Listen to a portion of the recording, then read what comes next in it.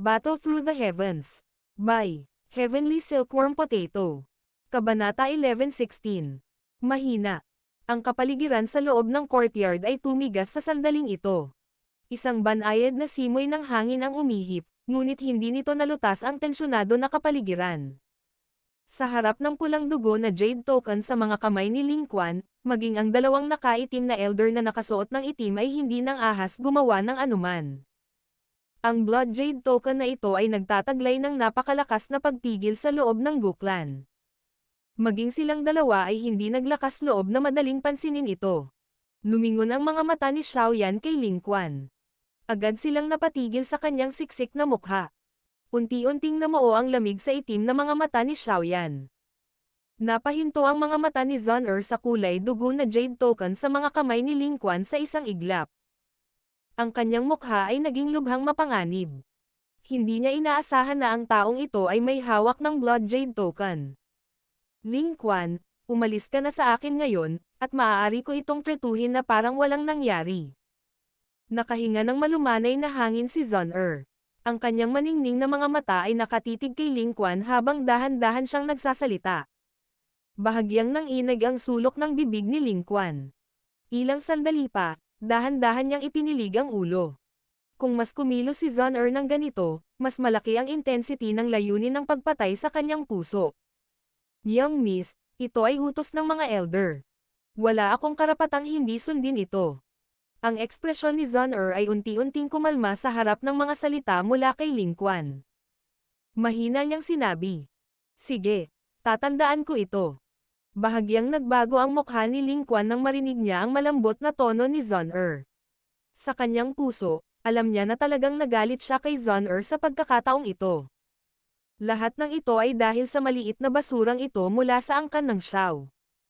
Kahit na kailangan kong makipagsapalaran na masaktan ang Young Miss ngayon, sisiguraduhin kong bibigyan ko ang basurang ito ng alaala na mahihirapan siyang kalimutan.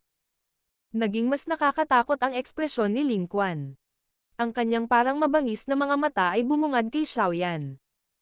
Pagkatapos nito, dahan-daang humigpit ang kamay na ginamit niya sa paghawak sa blood jade token at lumitaw ang bahagyang tunog ng pagkrekang. Susundan mo ba ako o dapat kitang alisin sa pamamagitan ng puwersa? Isang paus at malamig na boses ang dahan-daang lumabas sa bibig ni Ling Quan. Tumingin ang mga mata ni Xiaoyan kay Ling Quan. Sa wakas ay naangat ang sulok ng kanyang bibig sa isang siksik at malamig na arko. Matagumpay na napukaw ng taong ito ang layunin ng pagpatay sa kanyang puso. Sa tingin mo ba ay tulad pa rin ako ang dati? Tumawa si Ling Chen sa kanyang matinding galit nang marinig niya ang mga salitang ito mula kay Xiaoyan. Sabi niya, sige, mukhang tumanggi kang bumalik sa akin sa angkan ng Go, di ba? Nakangiti si Xiaoyan habang tumango. Paanong hindi niya malalaman na si Ling Quan ay naghahanap ng dahilan para atakihin siya? Gayunpaman, paano malalaman ng kabilang partido na mayroon din siyang ganitong kaisipan? Dahil sa mga sama ng loob noon, hindi ba siya magmumukhang walang silbi kung hahayaan lang niyang umalis si Ling Quan ng ganito? Bukod dito, ang kasalukuyang Xiaoyan ay talagang nais na ipaalam sa commander ng Black Submerged Army na kahit na madali niyang maaga si Zun mula sa kanya noon, ang commander na ito ay nawalan ng kwalipikasyon na gawin ito ngayon kung hindi ito papayagan ni Xiaoyan na mangyari. Napangiti din si Ling Quan nang makita niya ang ngisi sa mukha ni Xiaoyan. Ang siksik, malamig na pagpatay na layunin sa loob ng kanyang ngiti ay mararamdaman ng kahit isang bulag. Ngayon, ipapaalam sa iyo ng commander na ito na kahit paano ka tumalon, isa ka lang langgam sa mata ng angkan ng Go. Sa tingin mo ba talaga na ang iyong angkan, na hindi man lang nagtataglay ng kwalipikasyon na tumuntong sa Central Plains, ay ang Xiao Clan ba noon? Dahan-daang humakbang pasulong si Ling Quan. Isang malawak at makapangyarihang aura ang lumabas sa kanyang katawan na parang isang bulkan, na tumatama sa kalangitan. Kung gagawa ka ng isa pang hakbang pasulong. Kamatayan. Isang mahina at malambing na boses ang biglang tumunog. Kasabay nito, isang puting kulay at eleganteng figure ang lumitaw sa harap ni Xiaoyan. Unti-unting tumataas ang kulay abong hangin mula sa katawan ng Little Fairy Doctor. Bahagyang nanliit ang mga mata ni Ling Quan nang makita niyang sumulpat ang Little Fairy Doctor. Sa kanyang kakayahan, natural niyang naramdaman ang nakakatakot na lakas ng Little Fairy Doctor. Aasahan mo ba ang isang babae? Noon, umasa ka kay Su Chen mula sa Inner Academy. Sa pagkakataong ito, umaasa ka sa isang babae para humakbang pasulong. Kailan ka aasa sa iyong sarili? Kung nalaman ito ng ninuno mo sa underworld, malamang na hindi siya makakapagpahinga ng mapayapa, hindi. Lumingon ang mga mata ni Ling Quan kay Xiaoyan. Puno ng pangungutya at paghamak ang kanyang boses. Una, hanggat ito ay isang lakas na kayang utusan, ito ay isang lakas na nauukol sa sarili. Ang mga walang muwang na salita tulad ng pag-asa sa ibang tao ay haantong lamang sa pagtatawanan ng iba. Kung hindi ka umasa sa pangalan ng angkan ng Go, ano ang lakas mo bilang isang 5-star daw Zhang? Dahan-daang pinulupot ni Xiaoyan ang kanyang mga labi. Ang kanyang ngiti ay naging malamig na sa buto. Pangalawa, wala kang kwalipikasyon para banggitin ang ninuno ng Xiao Clan. Pangatlo, kapag nakikipag-ugnayan sa iyo, hindi na kailangan ng ibang tao na tumulong. Nakangiti si Xiaoyan habang nakatingin kay Ling Quan, na paulit-ulit na kumikibot ang mukha habang nagsasalita si Xiaoyan. Pagkatapos nito, hinailan ni Xiaoyan ang Little Fairy Doctor at marahang pinaalis ito. Ikaw. Bahagyang napatayo ang mga kilay ng Little Fairy Doctor nang maramdaman ang paghila nito.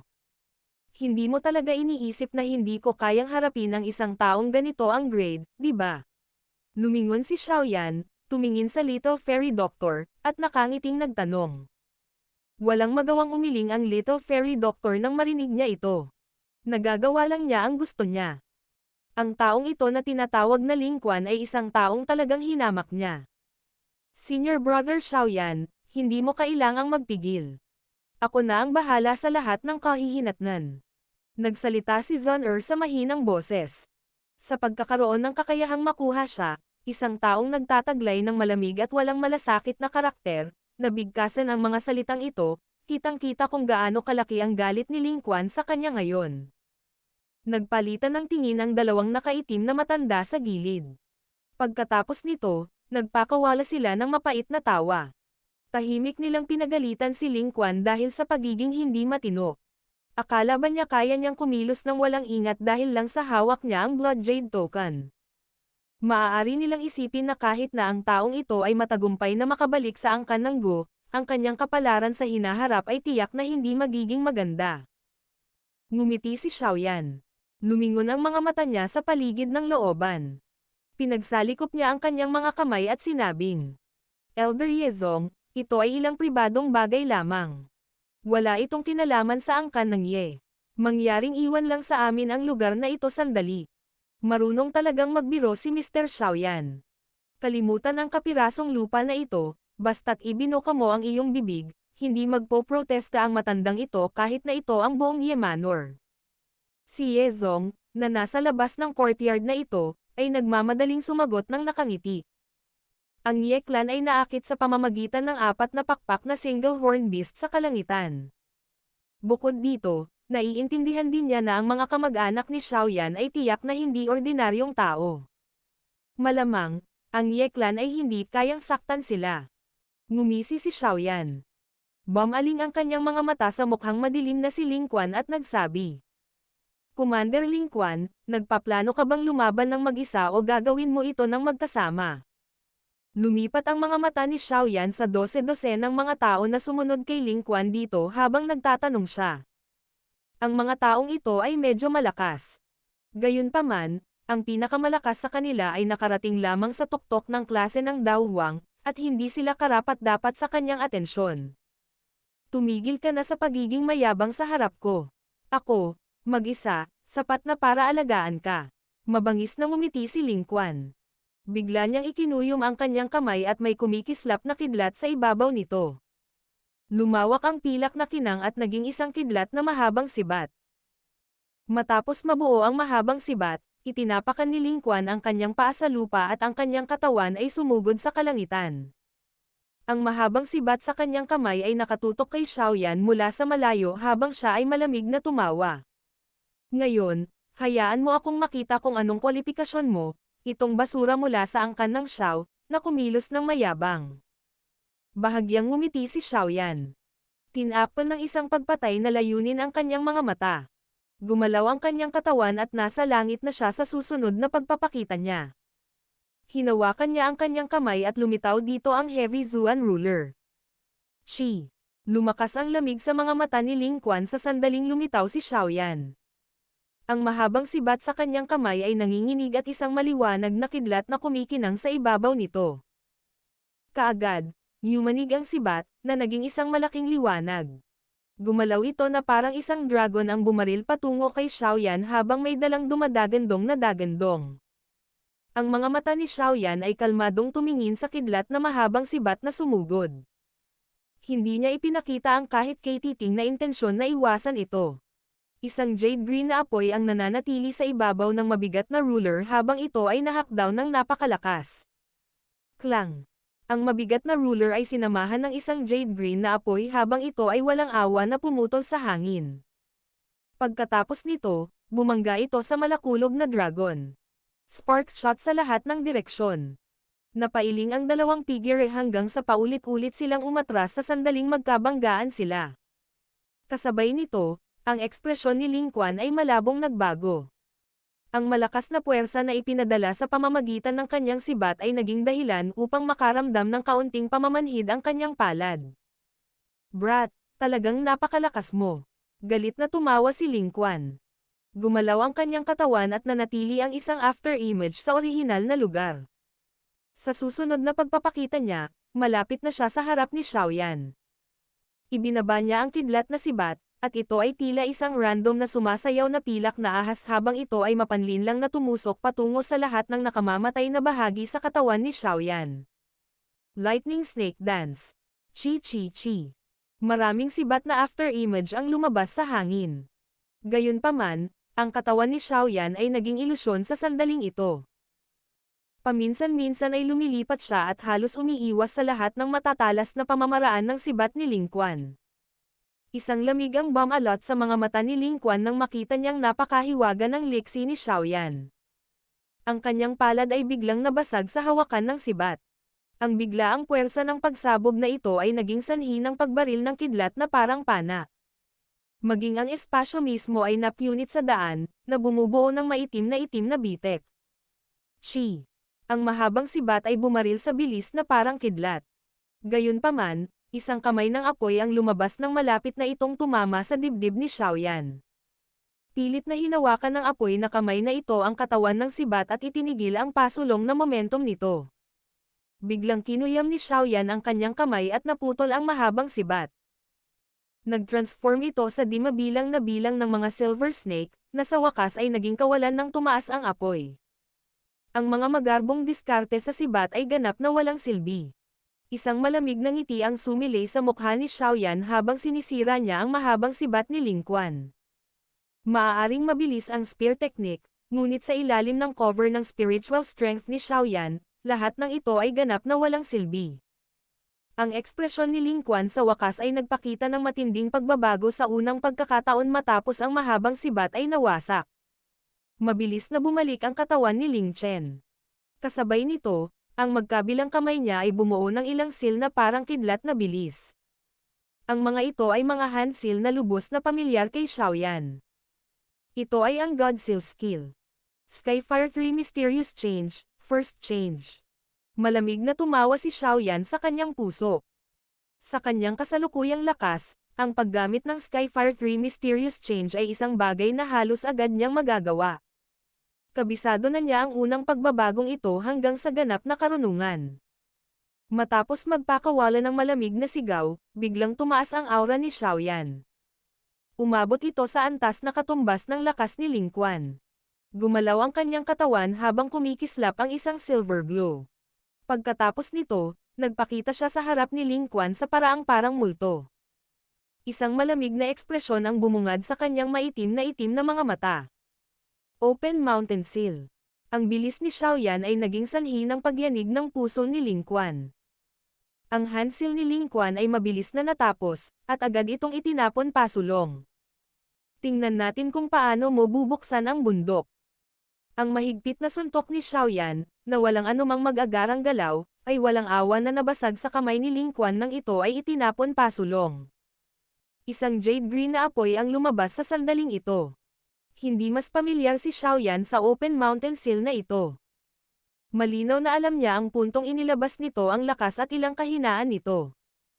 Ang suntok na ito ay nakipag-ugnayan din sa punto sa palad ni Ling Quan kung saan ang lakas ay pinakakakalat. Bang! Isang apoy ang pumutok sa buong kalangitan at isang bahagyang pagkaluskos ang lumitaw sa palso ni Ling Quan. Agad na napuno ng malamig na pawis ang kanyang noo. Gayunpaman, ang lakas ng pag-iisip ni Ling Quan ay maaaring ituring na mabuti. Mabilis na umatras ang kanyang mga paa matapos na walang awa na kontra-atake ni Xiaoyan. Bukod pa rito, ang isa sa kanyang mga kamay ay muling nakabuo ng ilang mga selyo, ngunit bago ganap na mabuo ang mga selyo, isang apoy na kamay ang lumitaw nang wala saan at mahigpit na hinawakan ang kanyang kamay. Ang iyong spear technique ay imahinasyon, ang iyong mga seal ay masyadong mabagal na nabuo, at ang iyong Dao Chi ay payat. Ikaw ay mas malupit kaysa sa aking inaasahan. Nakakadismaya. Bibigyan kita ng isang salita na pagsusuri. Mahigpit na hinawakan ng kamay ni Xiaoyan ang palad ni Ling Chen habang dahan-dahan itong umiiling. Ang kanyang mga mata ay may kaunting awa habang nakatingin sa maputlang mukha ni Ling Chen. Mahina. Battle Through the Heavens. Kabanata 11:17. Pagbabayad ng utang. Isang mahinahon na boses ang dahan-daang umalangaw-ngaw sa kalangitan. Pagkatapos nito, dahan-dahan itong kumalat. Ang 12 ng mga miyembro ng Black Submerged Army, na mga subordinate ni Ling Quan, ay natigilan. Hindi nila akalain na magiging ganito kalungkot si Ling Quan sa mga kamay ni Xiaoyan. Kitang-kita nila ang parang kidlat na palitan kanina. Si Xiaoyan ay hindi gumamit ng kahit isang Dao technique mula pa noong una. Sa madaling salita, umasa si Xiaoyan sa Dao Chi sa loob ng kanyang katawan, ngunit hindi lang niya na-block ang lahat ng Dao techniques ni Ling Quan kundi nakuha niya si Ling Quan sa paraang parang ilaw pagkatapos lamang ng ilang palitan. Ang pagkabigla na nabuo ng eksenang ito ay napakahusay sa kanila. Ito. Siya ang basura ng Shao Clan na binanggit ni Commander Ling Quan. Ang ganoong lakas. Kahit na sa mga miyembro ng nakababatang henerasyon ng Gu Clan, maaari siyang ma-rank sa top 10. Nagkaharap ang dosenang dagdag na tao. Lahat sila ay nakakita ng gulat na ekspresyon sa mga mata ng isa't isa. Ang simpleng pag-atake ni Xiaoyan ay nagbigay sa kanila ng matinding pagkabigla. Ang karanasan sa pakikipaglaban ng batang ito ay higit na mas malaki kaysa sa karanasan ni Ling Quan sa pakikipaglaban. Bukod dito, ang kanyang Dao Chi ay matibay. Sa isang sulyap, masasabi na siya ay isang taong may napakatibay na pundasyon. Ang lakas ni Ling Quan ay nakuha pagkatapos na sumailalim sa binyag sa di-altar. Higit pa rito, hindi ito gaanong nababagabag pagkatapos ng binyag. Kung ikukumpara sa Dao Chi ni Xiaoyan, ang kanyang Dao Chi ay napakahina. Dahan-daang tumango ang mga matatandang nakaitim na nakadamit matapos mapanood ang eksena sa kalangitan. Ang kanilang mga boses ay naglalaman ng ilang papuri. Mula sa katatagan ng Dao Chi ni Xiaoyan, masasabi nila na talagang umasa siya sa kanyang sarili upang magsanay ng paisa-isa. Ang isang taong may ganoong katigas na karakter ay tiyak na mas aabant sa kalsada ng pagsasanay kumpara kay Ling Quan sa hinaharap. Ang kapwa Ling Quan na ito ay talagang hinanap ang sarili niyang kahihiyan sa pagkakataong ito. Si Zhon sa gilid ay hindi man lang nagulat sa parang kidlat na labanan kanina. Siya ay hindi nagkakamali na pag-unawa sa lakas ni Xiaoyan. Si Ling Quan ay biniyayaan ng namumukod tanging talento mula pa noong bata pa siya. Bagamat sumailalim siya sa elite training ng Gu Clan, bihira siyang nakaranas ng life and death duel. Ang kanyang karanasan sa pakikipaglaban ay katulad ng sa langit at lupa kung ihahambing kay Xiaoyan. Karaniwan, hindi maaaring sabihin ang anumang bagay mula sa aura ng isang tao, ngunit ang agwat sa pagitan ng dalawa ay malinaw na nahayag ngayong sila ay nag-away. Namula ang ekspresyon ni Ling Quan dahil sa pagsusuri ni Xiaoyan, na puno ng awa. Ang kanyang katawan ay patuloy na nanginginig. Ilang sandali pa ay biglang namula ang mukha niya na parang dugo. Ang Dao Chi sa loob ng kanyang katawan ay biglang lumundag. Roar! Ang mukha ni Ling Quan ay kasing pula ng dugo. Bigla ring tumaas ang kanyang aura sa mga sandaling ito. Isang maringal, kulay pilak na Daochi ang pinagsama-sama sa kanyang palad sa paraang parang kidlat. Ang hindi mabilang na mga ahas na pilak ay gumagalaw sa buong lugar. Ang kanyang palad pagkatapos ay nanginginig at marahas na dumurog sa kamay ni Xiaoyan. Bang!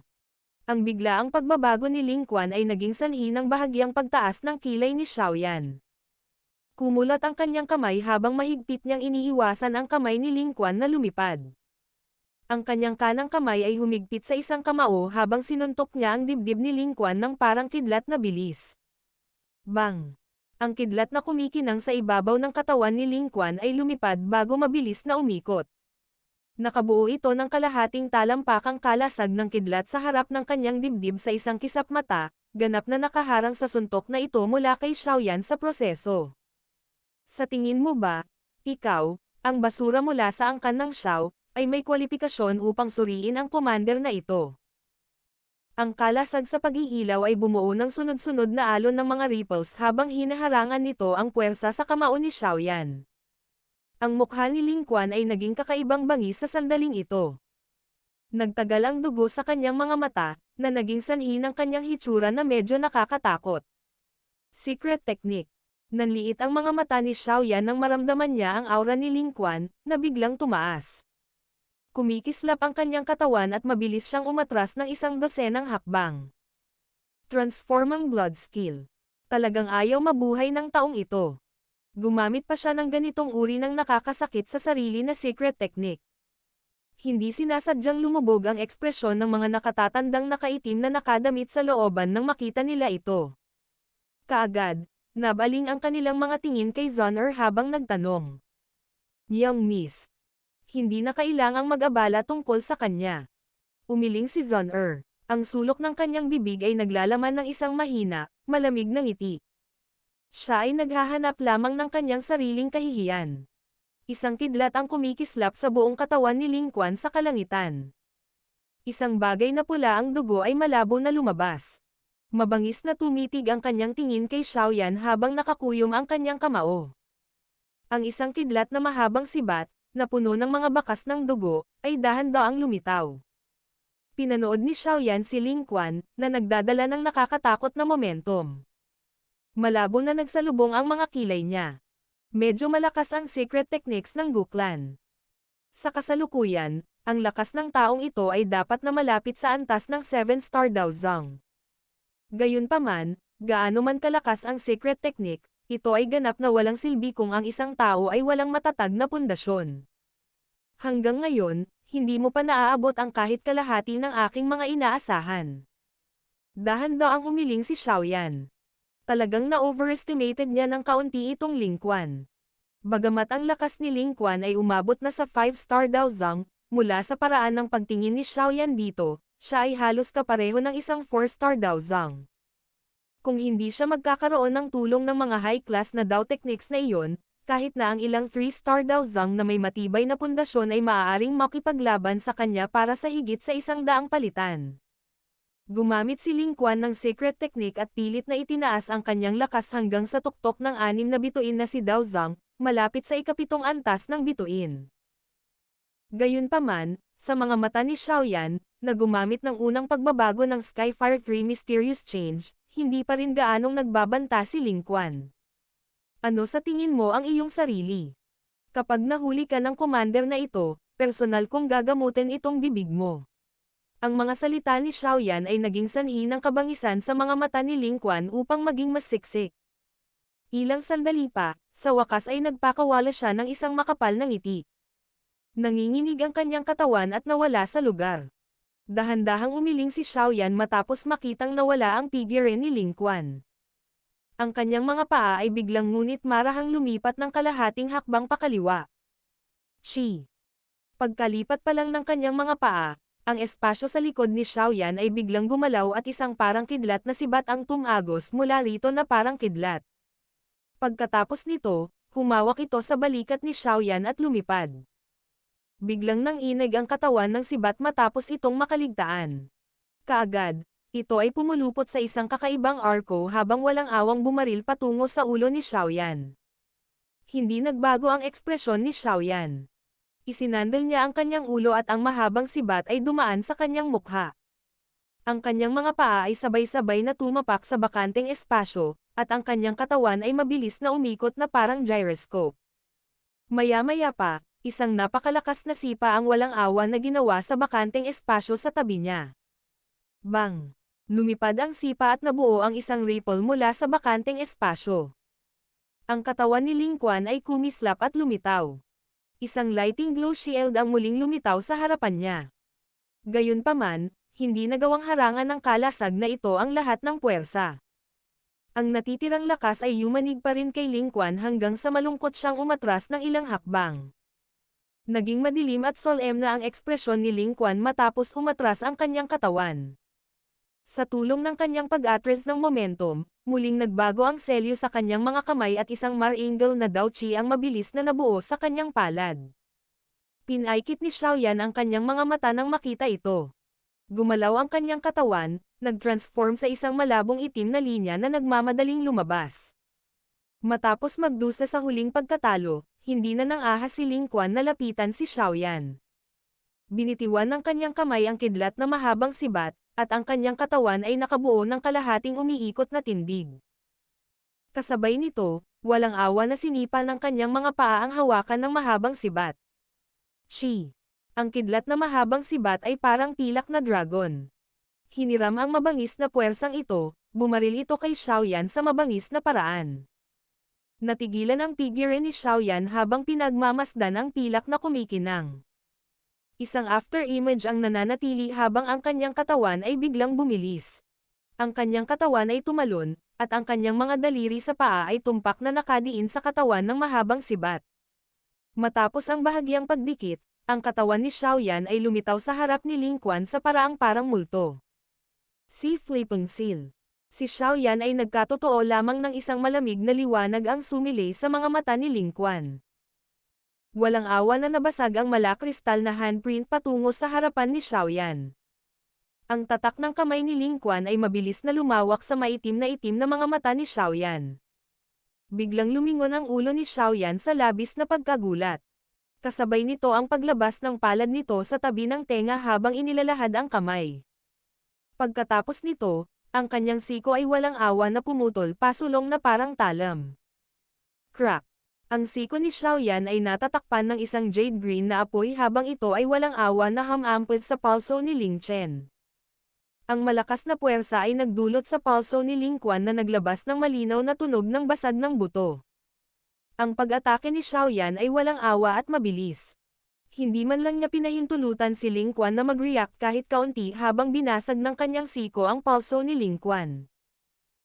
Isang walang awa na ekspresyon ang sumilay din sa kanyang mga mata habang ang kanyang kamao, na natatakpan ng isang jade green na apoy, ay walang awa na dumurog sa mukha ni Ling Quan.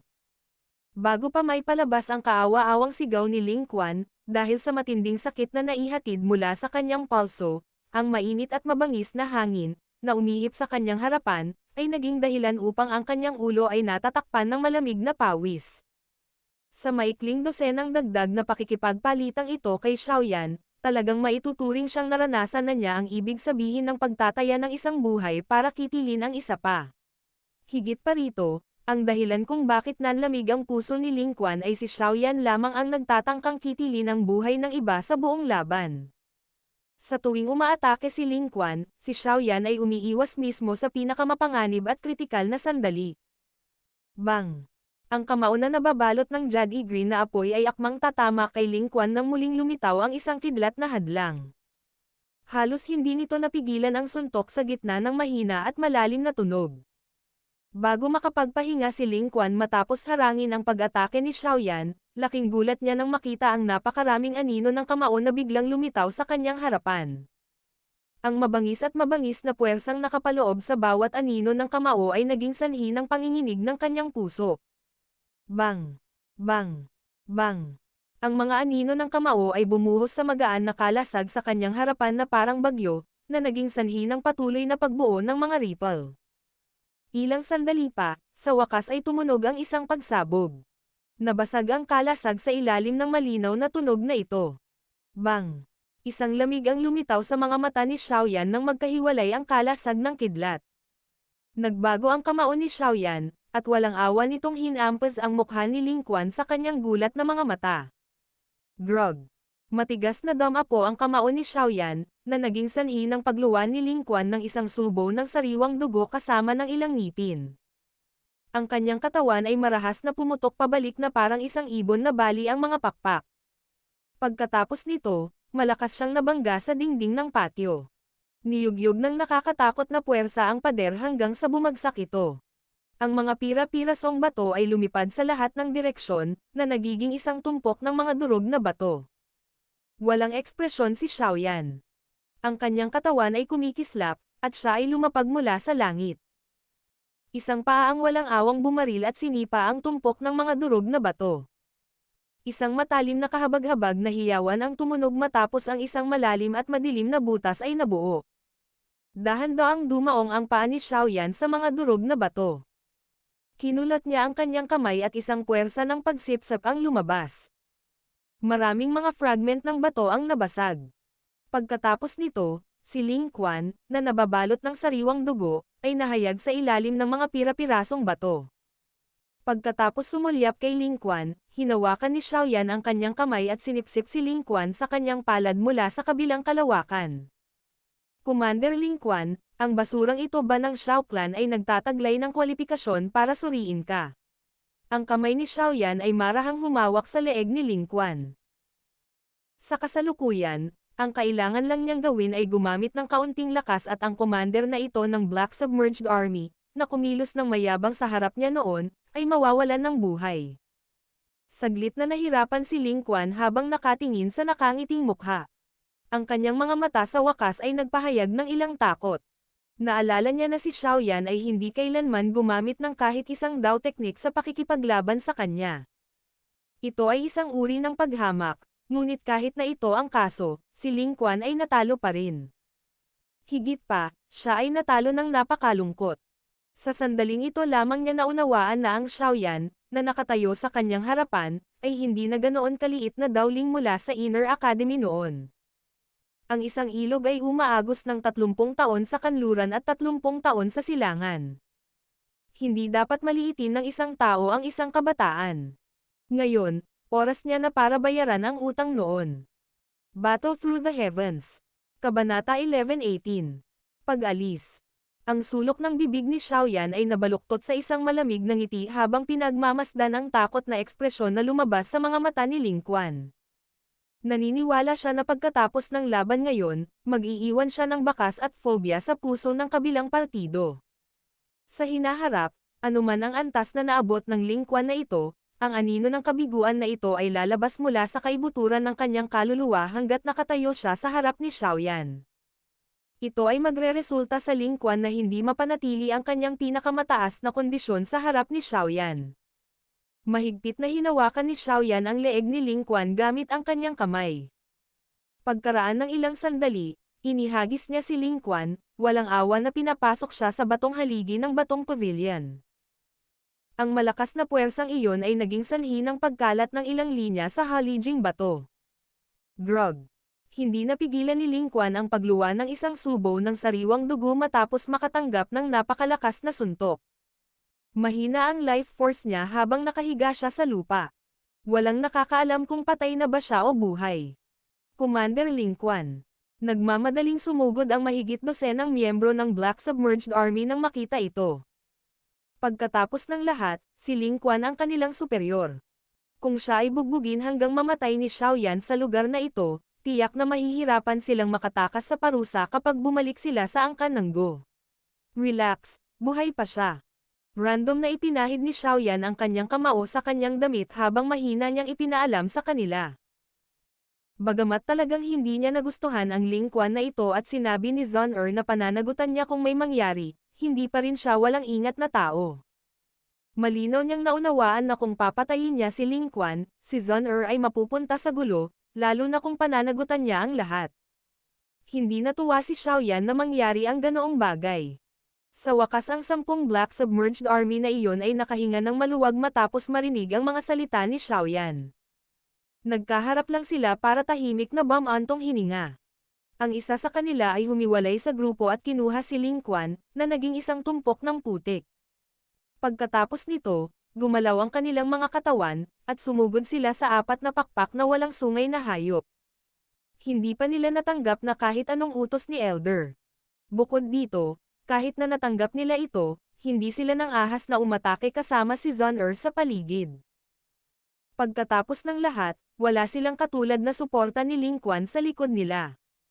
Hihihi. Bata, talagang walang awa ka sa iyong mga pag-atake. Malamang na mangangailangan si Ling Quan ng 2 hanggang 3 buwan para tuluyang makarecover mula sa mga pinsalang iyon. At saka, kahit na siya ay ganap na gumaling, malamang na magdusa siya ng ilang mga kasunod. Ang nakaitim na matanda at matandang lalaki ay sumulyap kay Xiaoyan ng may malalim na kahulugan habang nagkomento sa sitwasyon. Ngumiti si Xiaoyan. Kahit na ang mga pinsalang iyon ay malubha, ito ay sa pinakakaunti mas mabuti kaysa sa pagkawala ng buhay ng isang tao.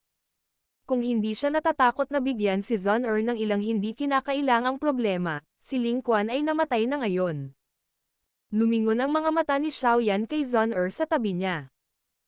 Isang pag-aatubili ang bumalot sa kanyang puso.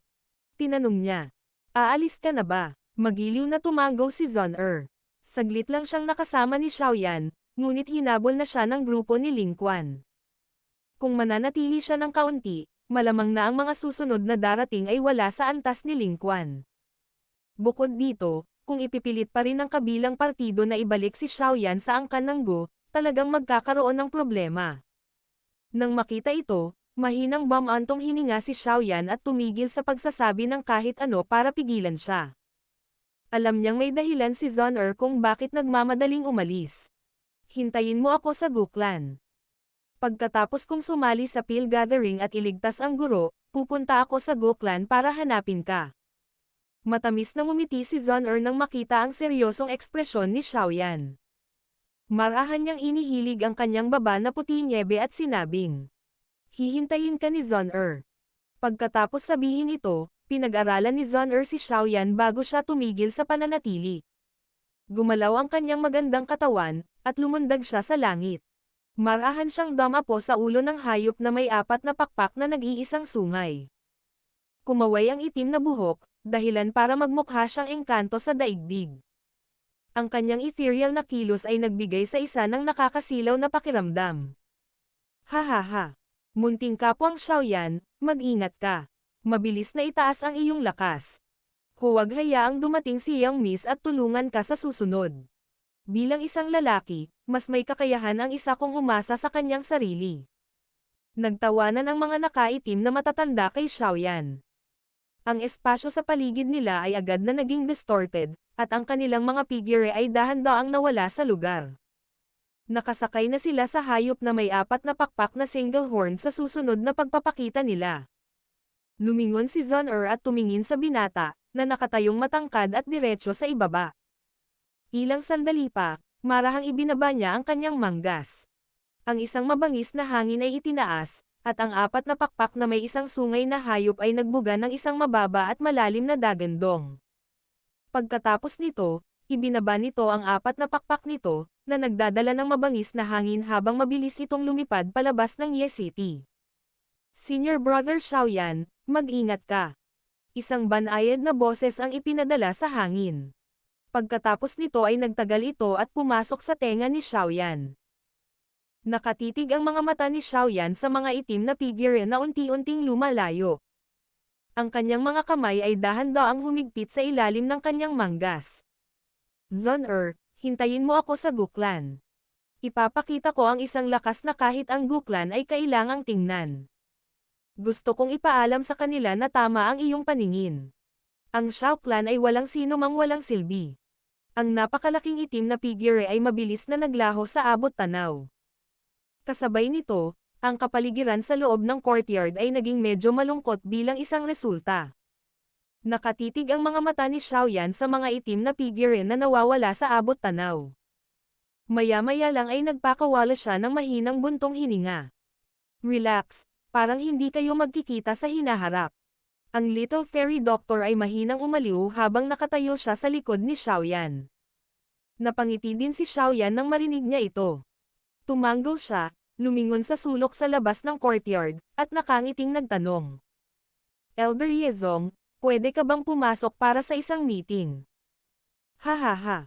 Masyadong magalang si Mr. Xiaoyan. Mabilis na tumunog ang tawa ni Yezong pagkatapos magsalita ni Xiaoyan.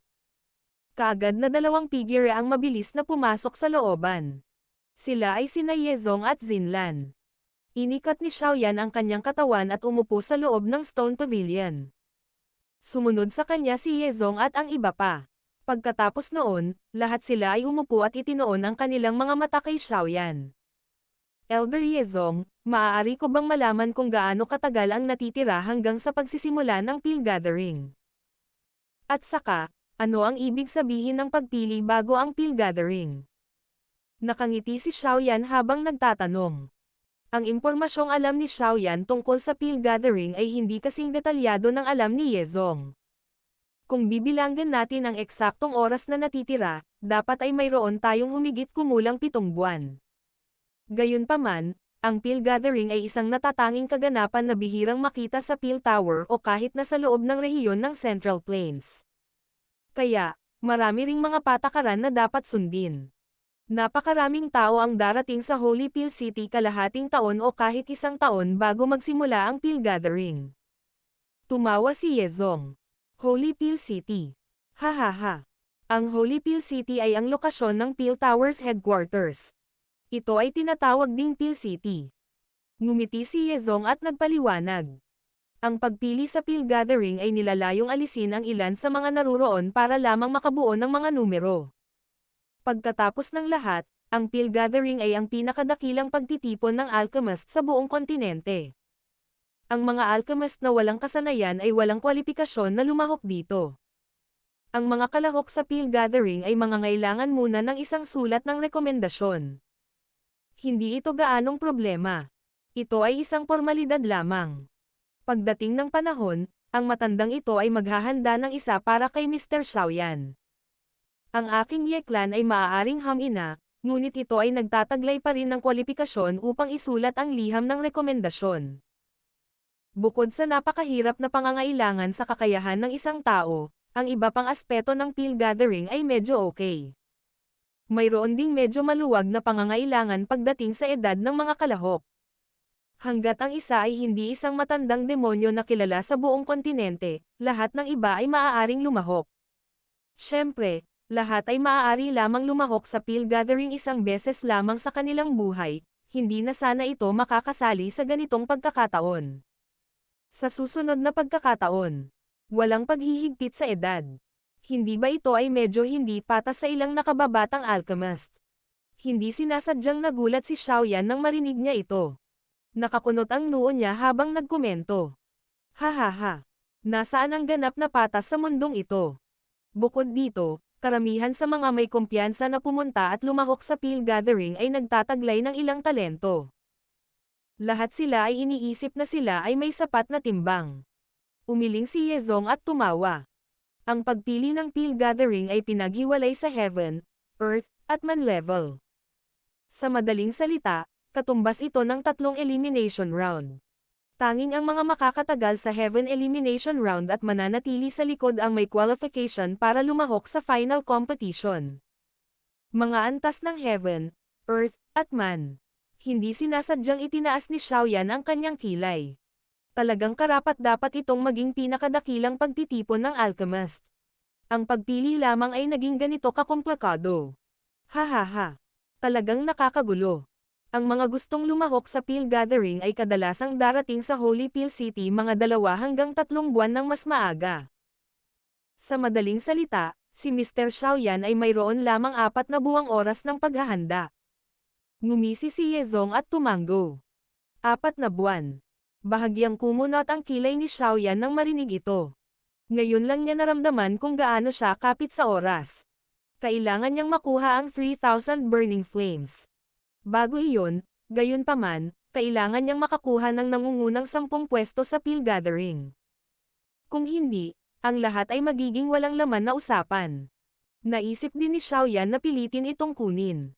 Gayunpaman, ang Peel Tower ay isang nangungunang paksayon sa rehiyon ng Central Plains. Kalimutan ang tungkol sa bagay na wala siyang lakas para pilitin itong agawin.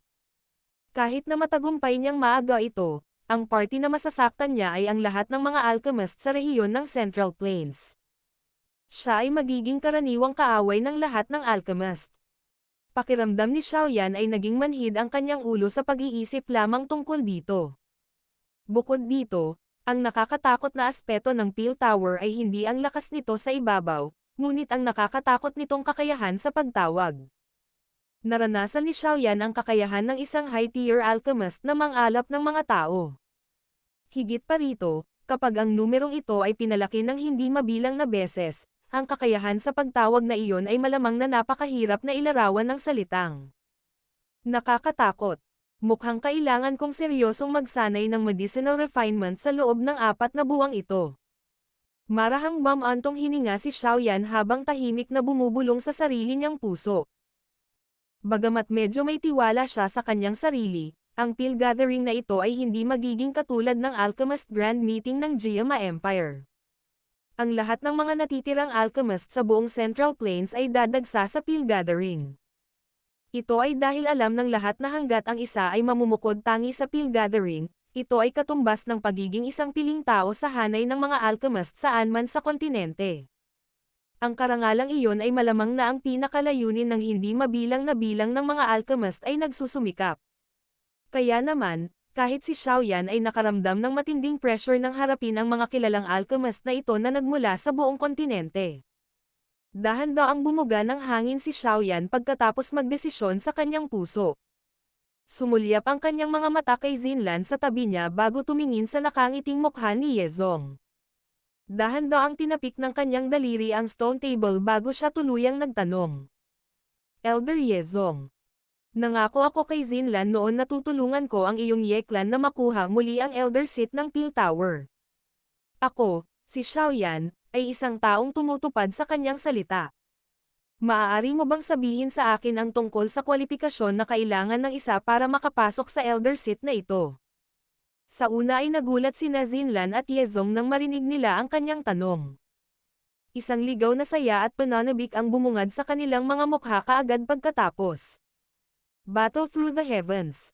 Kabanata 11:19. Upuan ng Elder. Ang mga mukha ni Yezong at Xinlan ay nababalot ng walang pigil na saya at pananabik bago sila unti-unting kumalma. Pagkatapos ng mga pangyayaring nangyari sa panahong ito, wala nang sino man sa loob ng angkan ng yena ng ahas na madama ang kaunting pagdududa tungkol sa mga kakayahan ni Xiaoyan. Mr. Xiaoyan, hindi ito itinuturing na mahirap na makapasok sa Peel Tower Elder Seat. Siyempre, ito ay relatibong mga termino. Kahit papano, ang aking kasalukuyang Yeklan ay hindi nakakatugon sa pamantayang iyon. Hinaplos ni Yezong ang kanyang mga kamay at bumantong hininga. May kabuuang 5 dakilang angkan sa loob ng Peel Region. Ang 5 dakilang angkan na ito ay umiral na mula pa noong unang panahon. Noong panahong iyon, matagal na ang nakalipas, ang mga pinuno ng angkan, na nagtatag ng 5 dakilang angkan, ay ang lahat ng mga pangunahing miyembro ng Peel Tower. Ayon sa mga patakaran, hanggat ang 5 dakilang angkan ay maaaring matugunan ang ilang mga kinakailangan sa Peel Tower sa hinaharap, mga upuan. Ang 5 dakilang angkan ay lahat ay may napakalaking puwersa. Sa malaking pangalan ng Peel Tower, maaari silang gumala sa Peel Region na ito nang walang paghihigpit. Kahit na ang mga paksayon tulad ng Ice River Valley ay nakikita silang dapat maging magalang sa mga angkan na ito. Ang kasalukuyang Yeklan ay wala sa listahang ito. Sa pagsasalita dito, medyo madilim ang mukha ni Yezong. Paminsan-minsan, ang Peel Tower ay magsasagawa ng pagtatasa sa 5 dakilang angkan. Tanging ang mga nakapasa sa pagsusulit ang makakapagpanatili ng pwesto sa mga Elder Seats. Anong klaseng pagtatasa? Pinaikit ni Xiaoyan ang kanyang mga mata at mahinang nagtanong. Ang Peel Tower ay nagbibigay ng malaking kahalagahan sa pag-aayos ng nakababatang henerasyon. Ang target ng pagsusulit ay natural na mga miyembro ng nakababatang henerasyon. Sumulyap si Yezong kay Xinlan sa tabi niya at mahinang bumuntong hininga. Ang kalidad ng Yeklan ay bumababa sa bawat susunod na henerasyon. Mukhang ang lahat ng talento sa pagpino ng mga Pildores ay unti-unting nawala. Ito ay mas mababa pa sa ilang mga panlabas na alchemist. Ang talento ni Zinlan ay itinuturing na mahusay sa batch ng mga nakababatang henerasyon na ito. Gayunpaman, siya ay umabot lamang sa antas ng isang Tier 5 alchemist. Ang magandang mukha ni Zinlan ay napuno ng isang nahihiyang ekspresyon nang makita ang tingin ni Yezong. Sa bawat pagsubok, ang 5 dakilang angkan ay kailangang magpadala ng isang miyembro ng nakababatang henerasyon upang kumuha ng pagsusulit sa Peel Tower. Kung makapasa sila sa pagsusulit, magagawa nilang mapanatili ang kanilang upuan. Gayunpaman, kung hindi sila makapasa sa pagsusulit, ang mga bagay ay magiging medyo delikado. Mapait na tumawa si Yezong. Ang aking Yeklan ay 2 beses na nabigo. Kung kami ay mabibigo muli sa pagkakataong ito, hindi lamang kami tuluyang mawawalan ng kwalifikasyon para makapasok sa Peel Tower Elder Seat kundi kami rin ay matatanggal sa 5 dakilang angkan. Ang 5 dakilang angkan ay isang shortcut para makapasok sa itaas na echelon ng Peel Tower. Sa makatuwid, hindi mabilang na mga mata ang nakatingin sa atin. Kapag naalis na ang aming Yeklan, ang mga taong tumitingin sa amin ay agad na susugod. Ang pagsubok ba ay napakahirap? Mahinang tanong ni Xiaoyan. Tumanggo si Yezong at bumantong hininga. Ang pinakamababang kwalifikasyon para makilahok sa ganitong uri ng pagsusulit ay ang alchemist ay dapat umabot sa Tier 6. Kung nais ng isa na makapasa dito, ang isa ay dapat maabot ang antas ng isang Tier 7 alchemist upang magawa ito. Tumanggo si Xiaoyan matapos itong marinig. Dahan-dahan siyang sumagot. Ang Tier 7 ay hindi isang napakahirap na kinakailangan. Ang mga matandang buto kung ito ay umabot lamang sa antas na ito pagkatapos ng pagsasanay sa loob ng maraming taon. Sa talento ni Mr. Xiaoyan, natural na hindi ito mahirap. Gayunpaman, sino sa mga nakababatang miyembro ng aking Yeklan ang makakaabot sa yugtong ito? Mapait na tumawa si Yezong habang sinabi niya, bukod dito, ang mas masahol pa ay 2 beses nang nabigo ang Yeklan. Sa pagsusulit na ito, kailangan nating makapasok sa nangungunang 3 sa mga kukuha nito upang maituring tayong nakapasa. Nangungunang 3. Nagulat si Xiaoyan. Ang iba pang 4 na dakilang angkan ay higit na lumalaki kaysa sa amin. Marami ring mahuhusay na individual sa loob ng angkan. Bagamat maaaring hindi nila ipadala ang mga elite sa kanilang nakababatang henerasyon upang lumahok, maaaring napakahirap pa rin para sa aming Yeklan na makuha ang nangungunang 3 kahit na mayroon kaming isang batang Tier 7 alchemist. Napabuntong hininga si Yezong. Hindi sinasadyang umiling si Xiaoyan sa paghina ng Yeklan nang marinig ito. Ang ibang mga tao ay hindi kailangang ipadala ang kanilang mga piling tao upang makapasa sa pagsubok. Ang Yeklan na ito, gayunpaman, ay hindi makapasa sa pagsubok. Lahat sila ay 5 dakilang angkan, ngunit ang Yeklan na ito ay talagang masyadong miserable. Mukhang alam ni Yezong kung ano ang iniisip ni Xiaoyan sa kanyang puso matapos makita ang kanyang ekspresyon.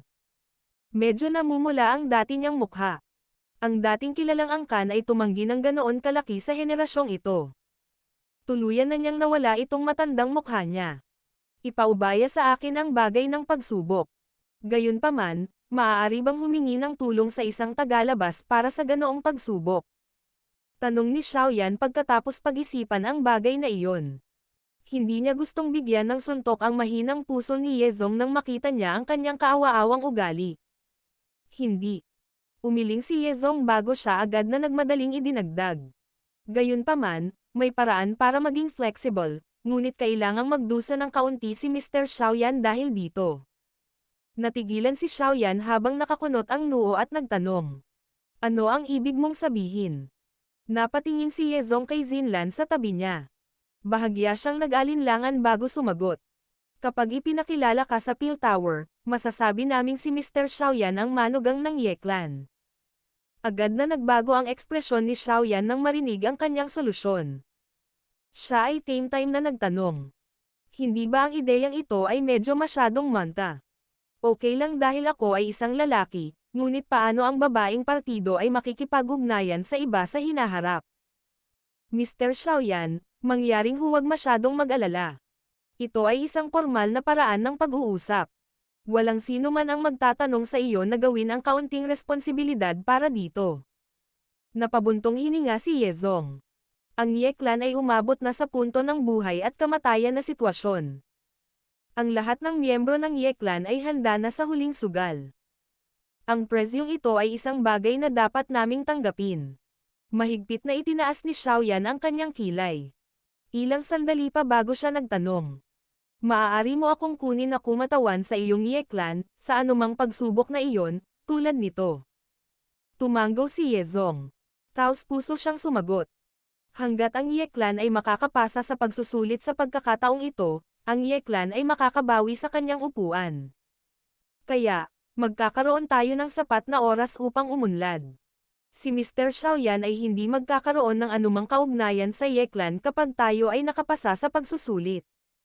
Walang magawang bumuntong hininga si Xiaoyan matapos makita ang nagsusumamong matandang mukha ni Yezong. Ang matandang ito ay talagang lumakad sa isang dead end. Kung si Xiaoyan ay tatalikod at aalis ngayon, malamang na ang Ye Clan ay talagang ganap na tanggihan. Sa hinaharap, sila ay magiging isang ordinaryong angkan lamang. Bukod dito, kung wala ang proteksyon ng Peel Tower, ang ilan sa kanilang mga kaaway ay magiging walang takot. Sa oras na iyon, malamang na ang Ye Clan ay talagang tapos na. Big Brother Xiao, pakiusap tulungan mo ang Ye Clan ngayon. Handa si Zinlan na gawin ang lahat para sa iyo basta't maayos lang ang Ye Clan. Si Zinlan sa tabi ni Xiaoyan ay biglang lumuhad habang si Xiaoyan ay malalim ang iniisip. Nagsalita siya sa isang malungkot na paraan. Ang ekspresyon ni Xiaoyan ay lubhang nagbago nang lumuhad si Zinlan. Ikinumpas niya ang kanyang manggas at isang banayad na lakas ang puwersahang itinaas si Zinlan. Ang matigas na ulong babaeng iyon ay itinayo pa lamang nang muli siyang lumuhad. Ang Little Fairy Doctor sa kanyang tabi ay hindi maiwasang mapilang nang makita ito. Iniabot niya ang kanyang kamay at pinigilan si Zinlan. Hindi naman parang hindi mo kilala ang pagkatao ni Xiaoyan. Natural na hindi siya maghuhugas ng kamay pagkatapos mangako sa iyo. Sa pagluhod ng ganito, maiirita mo lang siya. Malumanay na paliwanag ng Little Fairy Doctor matapos makita ang medyo pulang mata ni Zinlan. Napabuntong hininga si Xiaoyan. Lumingon ang kanyang tingin sa nagmamakaawa na si Yezong habang sinabi niya sa malalim na boses. Kalimutan mo na ito, gagawin natin ang sinasabi mo. Gayunpaman, dapat kong sabihin ito ng maaga. Mas mabuting huwag mong isipin na gamitin ang manugang na taktika na ito para manatili ako sa Ye Clan. Kung balak mo akong hilahin sa iyong maliit na pakana, hindi mo ako dapat sisihin sa hindi pagharap sa iyo. Mr. Xiaoyan, makatitiyak ka na si Yezong ay hindi isang walang hiyang tao. Agad na napuno ng ligalig ang mukha ni Yezong nang marinig niyang tanggapin ni Xiaoyan. Ang kanyang hitsura na nakatagpo ng pag-asa sa kawalan ng pag-asa ay naging sanhi ng kanyang lumang puso na patuloy na tumibok. Nakahinga rin ng maluwag ang Little Fairy Doctor sa gilid. Ibinaling niya ang kanyang mga mata para lamang makita ang magandang mukha ni Zinlan na medyo hindi natural. Agad siyang nagulat at nagtanong. Sabi niya manugang. Hindi ikaw ang party ng babae, di ba? Nanigas ang katawan ni Xiaoyan nang marinig ito. Mabilis niyang inikat ang kanyang ulo sa pagtataka at tumingin sa namumula at magandang mukha ni Zinlan. Mapait siyang tumawa na may kasamang kahihiyan. Ang matandang ito ay hindi masyadong malupit, hindi ba? Isang pilit ng ngiti ang ipinakita sa mukha ni Zinlan. Mahina niyang sagot. Hindi kailangang mag-alala si Big Brother Xiaoyan. Sinabi ni Lolo na ito ay pormalidad lamang. Siguradong magiging pinakamataas na antas si Big Brother Xiaoyan sa kontinente ng Daoqi sa hinaharap. Hindi ito parang si Zinlan ay isang batang babae na hindi alam ang kanyang mga limitasyon. Ang Little Fairy Doctor sa gilid ay pinagmamasdan ang mukha ng dalagang nakaasol na namumula nang matapos magsalita ang dalaga. Hindi sinasadya niyang pinandilatan ng mata si Xiaoyan. Napakasakit talaga ng mga salitang binitawan ng lalaking ito. Medyo napahiya si Xiaoyan. Kung hindi ipinaalam sa kanya ni Zinlan ang tungkol sa 3,000 burning flames, malamang na random pa rin siyang maghahanap ng isa sa sandaling ito. Bukod dito, sinundan siya ni Zinlan at naging malaking tulong siya pagkarating niya sa Peel Region nang hindi man lang nagrereklamo. Ang lahat ng ginawa niya ay sapat na upang ituring siya ni Xiaoyan bilang isang kaibigan. Kung hindi, sino ang maaabala dito kung ano man ang Ye-clan? Ipauubaya ko ang bagay na ito kay Elder Yezong at gagawin ko ang lahat para makipagtulungan sa iyo. Mapait na tumawa si Xiaoyan. Nilinggan niya ang kanyang ulo, walang awa niyang pinutol si Yezong gamit ang kanyang mga mata, at nagsalita. Tahimik na tumawa si Yezong, ngunit hindi siya naglakasloob na hawakan ang galit ni Xiaoyan. Sinabi niya, magsisimula ang pagsusulit sa pagkakataong ito sa loob ng 2 buwan. Kaya't kailangan nating umalis sa Holy Pill City 2 buwan mula ngayon. Kung kailangan ni Mr. Xiaoyan ng anumang sangkap na panggamot sa panahong ito, mangyaring huwag mag-atubiling ipaalam sa matandang ito. Tutulungan ng Ye-clan na ihanda ang lahat para sa iyo. 2 buwan. Sa lalong madaling panahon. Agad namang nagulat si Xiaoyan nang marinig ito. Hindi ba masyadong nagmamadali ang time frame na ito? Mapait na ngumiti si Yezong at tumango. Kung hindi sila pipilitin ng oras, hindi niya kakailanganing magpakumbaba na magmakaawa sa isang miyembro ng nakababatang henerasyon kahit na hindi mas mababa sa kanya ang kasanayan sa pagpipino ng tableta ng nakababatang henerasyong ito. 2 buwan na. Nakatango lamang si Xiaoyan sa sandaling naunawaan niya ang sitwasyon. Nagkataon, si Xiaoyan ay labis ding nakikiusyoso tungkol sa Pill Tower. Pagkatapos ng lahat, ito ay karaniwang ang banal na lupa sa mga puso ng lahat ng mga alchemist sa kontinente. Nakahinga ng maluwag si Yezong matapos marinig ang boses ni Xiaoyan na walang pagtutol. Matapos talakayin ang ilan sa mga bagay tungkol sa Pill Gathering kasama si Xiaoyan, hinailan niya ang pulang mata na si Xinlan habang siya ay umalis sa courtyard. Nakatayo si Xiaoyan sa labas ng Stone Pavilion at pinagmamasdan ang malayong likod ni Yezong. May ilang pag-asa na malabo na lumulukso sa loob ng kanyang maitim na mga mata. Ang Holy Pill City, gaano kalaki ang holy ground ng maalamat na alchemist na ito? Battle Through the Heavens. Kabanata 1120. Bitter Pill Refinement Training. Si Xiaoyan ay walang alinlangan na nahirapan sa oras pagkatapos na pumayag sa kahilingan ni Yezong. Kailangan niyang subukan ang kanyang makakaya upang magsanay at itaas ang kanyang medicinal refinement skill sa loob ng 2 maikling buwan. Ang pagharap sa mga namumukod tanging alchemist na nagmula sa iba't ibang bahagi ng kontinente at sinusubukang maging kakaiba sa kanila ay naging dahilan upang maramdaman ni Xiaoyan ang bigat ng bagay. Ang ganitong uri ng kompetisyon ay ganap na naiiba kaysa sa isang ordinaryong labanan. Ito ay isang labanan sa isang ganap na naiibang antas. Ang kahirapan ng naturang kompetisyon ay mas malupit din kumpara sa paggamit ng Daoqi upang mabilis na mag-charge forward. Pagkatapos ng lahat, ang pagpino ng mga table task ay hindi umaasa sa paglabas ng may putok. Kinailangan ng isa na maging kalmado habang kinokontrol ng isa ang lahat sa loob ng isang nakapagpapagaling na kaldero sa isang napakatumpak na antas. Ang isa pang paraan upang ilarawan ang pagtataas ng kasanayan sa pagdadalisay sa gamot ay ang pagsunog ng pera, o sa halip ay pagsunog ng mga sangkap na panggamot. Gaano man katangi ang talento ng isang alchemist, ang aktwal na pagsasanay pa rin ang pinakamahalaga. Kung kailangan ng isa na magsanay ng pagpino ng mga table task, natural na hindi dapat kulang sa mga sangkap na panggamot. Sa antas ni Xiaoyan, ang mga panggamot na sangkap na ginamit niya sa pagsasanay ay hindi ordinaryong mga bagay.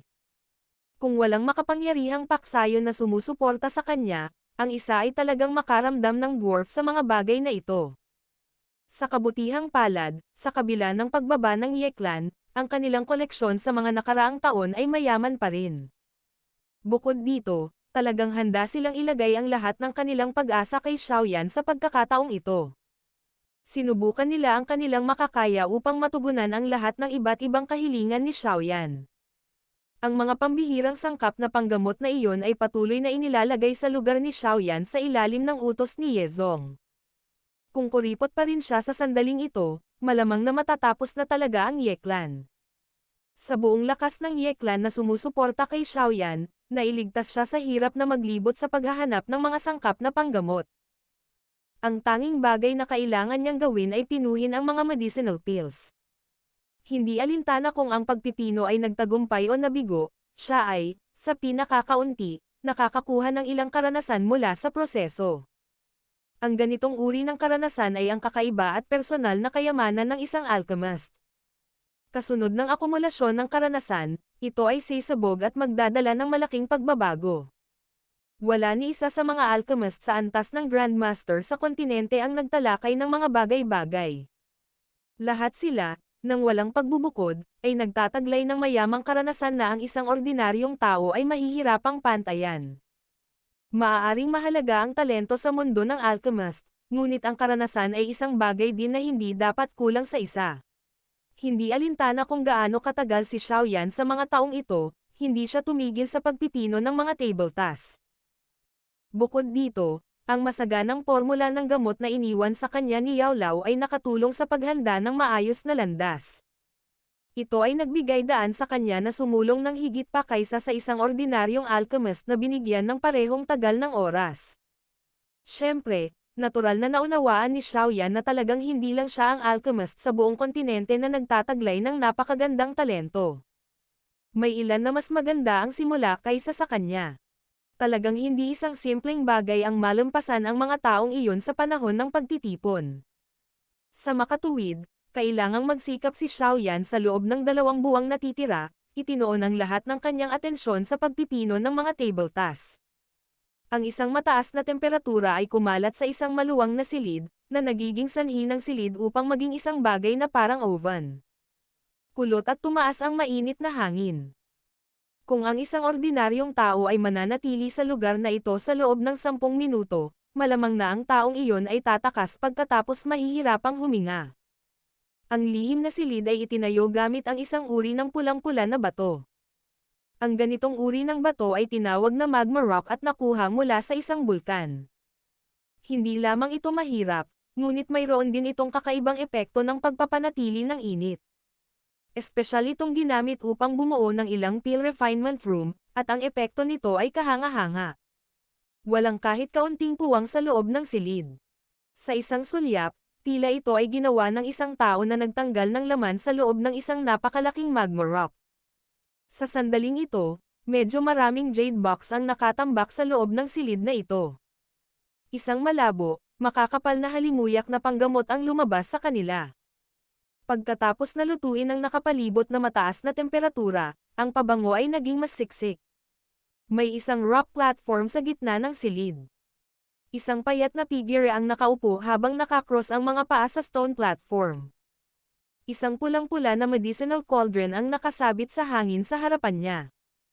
Isang jade green na apoy na nag-aapoy ng husto sa kaldero. Ang mataas na temperatura na bumabalot sa silid ay nagmula sa loob ng medicinal cauldron. Ang taong nakaupo roon ay natural na si Xiaoyan, na pait na nagsasanay ng kanyang kasanayan sa pagpipino sa gamot. Mula nang makaramdam siya ng pagpipigil sa oras, ginugol niya ang lahat ng kanyang oras dito. Hanggat siya ay librere siya ay magpino ng mga table tasks. Bagamat puno ito ng pait at nakakapagod, ang lahat ng paghihirap na ito ay natural na wala basta para sa 3,000 burning flame.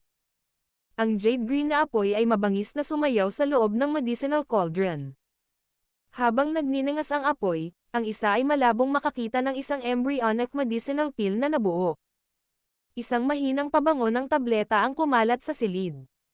Ang embryonic medicinal pill ay unti-unting naging bilog sa ilalim ng nag-iihon na apoy.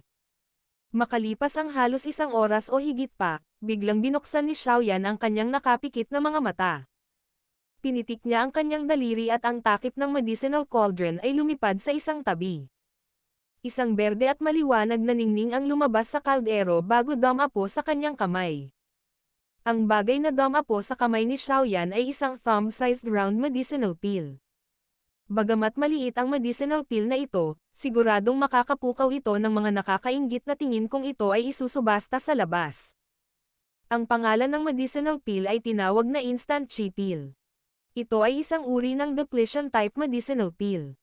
Halos hindi ito umabot sa antas 7 mababang antas ng grado. Nagawa nitong payagan ang isa na mabawi ang ilang Dao Qi sa loob ng maikling panahon. Bukod dito, medyo epektibo ito nang kainin ito ng isang elite na Daozang. Kung ang isa ay lalaban sa isang kalaban hanggang sa maubos ang Dao Qi ng magkabilang partido, ang pag-inom ng gamot na ito ay magbibigay daan sa isa na makabawi ng ilang Dao Qi. Maaaring maibalik ng isa ang sitwasyon sa pagbawi na ito. Sa makatuwid, ang ilan sa malalakas na eksperto ay maghahanda ng ilan sa kanila. Gayunpaman, ang ganitong uri ng medicinal pill ay napakamahal. Ang mga ekspertong iyon na walang kaunting yaman ay malamang na hindi maaaring random na ubusin ito. Dapat malaman na si Xiaoyan ay hindi kailanman naghanda ng instant chi pill sa nakaraan. Ang isang dahilan ay ito ay isang high-tier na tableta habang ang isa pang dahilan ay ang mga sangkap ng gamot na kailangan ay komplikado at mahal. Sino ang makakakain nito tulad ng pagkain ng beans? Naglabas si Xiaoyan ng bote ng jade mula sa kanyang storage ring. Pagkatapos nito, inilagay niya ang instant chi pill sa kanyang kamay sa bote. Sa sandaling ito, mayroong 6 na instant chi pills na may katulad na kalidad sa loob ng bote, ang ani ni Xiaoyan sa loob ng 20 araw na ito. Sa loob ng kalahating buwang ito, hindi pa nakalabas si Xiaoyan sa silid na ito. Natural na mayroong isang tao na personal na maghahatid ng mga sangkap na panggamot pagkatapos niyang maubos ang lahat ng ito. Ang lahat ng kanyang focus ay sa pill refinement. Matapos makalimutang magpahinga o kumain sa panahong ito, natural na nakinabang si Xiaoyan. Matagumpay niyang napino ang ilang medicinal pill sa Tier 7 low-grade level, at matagumpay pa niyang napino ang isang Tier 7 middle-grade na medicinal pill. Pagkatapos nitong mabaliw na pill refinement, malinaw na naramdaman ni Xiaoyan kung paano lumago ang kanyang medicinal refinement skill. Siyempre, ang talento ni Xiaoyan sa pill refinement ay isang bagay na kahit si Yao Lao ay hindi maitatanggi. Bago umalis si Yao Lao, si Xiaoyan ay maaaring, sa pinakadulo, pinuhin ang isang Tier 5 medicinal pill. Ngayon, nagawa niyang pinuhin ang isang Tier 7 medicinal pill dahil sa kanyang pagsusumikap. Kahit na ang pagsusumikap ni Xiaoyan ay isang malaking kadahilanan, ang kanyang talento ay napakahalaga din. Gayunpaman, ang 20 dagdag na araw ng nakatutuwang pagpino ng tableta ay naging dahilan upang makaramdam ng kaunting pagkasindek si Xiaoyan. Natuklasan niya ang Dao Qi sa loob ng kanyang katawan na lumalaki ng mabagal. Pagkatapos lamang ng ilang pag-iisip ay bigla siyang naunawaan. Ang pagpipino ng tableta ay isang gawain na nagpapagod sa taong gumagawa nito. Ang ganitong uri ng pagkahapo ay isang pabigat sa Dao Qi at lakas ng isip ng isang tao. Kapag naubos na ang Dao Qi sa loob ng katawan ni Xiaoyan sa panahong ito, agad siyang papasok sa kanyang training mode. Pagkatapos niyang mabawi ang kanyang Dao Qi, ipagpapatuloy niya ang pagpipino. Sa ganitong uri ng pagkahapo at muling pagdadagdag, hindi nakakagulat na ang kanyang Dao Qi ay lumalaki. Unti-unting nabawi ni Xiaoyan ang ilang Dao Qi matapos maupo sa stone platform. Saka lang siya nakahinga ng hangin. Marahan niyang mamulong sa sarili. Sa aking kasalukuyang kasanayan sa pagpipino ng pill, ang rate ng tagumpay sa pagpino ng isang Tier 7 na low-grade na medicinal pill ay medyo mataas na. Kung ito ay isang Tier 7 middle-grade medicinal pill, ang success rate ay medyo mas mababa, ngunit ito ay possible pa rin. Natural, ito ay mas mahusay kaysa sa ilang ordinaryong Tier 7 na alchemist ay hindi sapat. Kung gusto ni Xiaoyan na tumayo sa isang alchemist gathering ng ganitong level at makapasok sa top 10, halatang mahirap umasa sa isang Tier 7 middle grade medicinal pill. Ayon sa hula ni Xiaoyan, kailangan niyang, kahit papaano, ay magkaroon ng kumpiyansa kapag pinipino ang isang Tier 7 high-grade medicinal pill para makasigurado na siya ay makapasok sa nangungunang 10. Tier 7 high-grade. Dahan-daang hinigpitan ni Xiaoyan ang kanyang kamao. Isang walang awa na ekspresyon ang bumungad sa kanyang mga mata. Isa lamang itong high-grade Tier 7. Hindi siya naniniwalang hindi niya ito magagawa. Ang mabangis na pag-iisip na ito ay dumaan sa puso ni Xiaoyan. Hinawakan niya ang kanyang kamay at hinayla ang isang jade box, na puno ng mga sangkap na panggamot. Ikinumpas niya ang kanyang kamay, at agad na lumutang ang maraming sangkap na panggamot sa loob nito. Dumating ang isang makakapal na halimuyak na panggamot. Marahang huminga ng hangin si Xiaoyan. Pinitik niya ang kanyang daliri at ang mga sangkap ng gamot ay sumugod sa kaldero ng gamot. Pagkatapos nito, ang seal na nabuo ng kanyang mga kamay ay nagbago, at ang jade green na apoy sa loob ng medicinal cauldron ay umungal sa buhay. Ang nakakabaliw na paraan ng pagpino ni Xiaoyan ng mga table tasks sa panahon ng kanyang pag-urong ay naging dahilan upang maging si Yezong at ang iba pa ay nakaramdam ng kaunting pag-aalala. Sabay din silang nagpakawala ng buntong hininga. Ang mga kakayahan na nakuha ni Xiaoyan sa ganoong edad ay talagang hindi nagmula sa kung saan. Kung ikukumpara sa kanyang nakakabaliw na pagpino ng tableta, ang mga miyembro ng nakababatang henerasyon ng Ye Clan ay talagang walang pinagkaiba sa basura. Ang Pill Refinement Retreat ni Xiaoyan ay tumagal ng isang buong buwan. Sa buwang ito, hindi siya gumawa ng isang hakbang palabas ng Pill Refinement Room. Medyo nakakasilaw din ang nakuha niya. Ang bilang ng mga Tier 7 low-grade at middle-grade medicinal pill na matagumpay niyang napino ay patuloy na tumaas. Si Xiaoyan ay unti-unting naging bihasa sa pagpino ng Tier 7 high-grade medicinal pill pagkatapos ng maraming pagkabigo. Sa hitsura nito, maaaring lumitaw ang isang Tier 7 high-grade medicinal pill kung maayos na ang kanyang pakiramdam. Isang nagmamadaling tunog ng kampana ang biglang naglabas mula sa labas ng Pill Refinement Room pagkatapos ng isang buwan ng mapait na pagsasanay. Nasira ang estado ng Pill Refinement ni Xiaoyan sa biglaang kampanang ito. Matapos ang bahagyang pagkagulat ay bahagyang nagiba ang ekspresyon niya. Alam niya na ang kampanang ito ay ang emergency na tawag ng Ye Clan. May nangyari sa Ye Clan. Napakunot ng noo si Xiaoyan. Mabilis siyang bumangon at binuksan ang pinto sa Pill Refinement Room. Ngayong nakagawa na siya ng pangako sa angkan ng Ye, natural na hindi kayang tumayo ni Xiaoyan sa tabi kung may nangyari sa kanila sa panahong ito. Bukod dito, naubos na rin niya ang malaking bahagi ng koleksyon ng Ye Clan at medyo masama ang pakiramdam. Alam niya na ang Ye Clan ay inilagay ang lahat ng kanilang pag-asa sa kanya.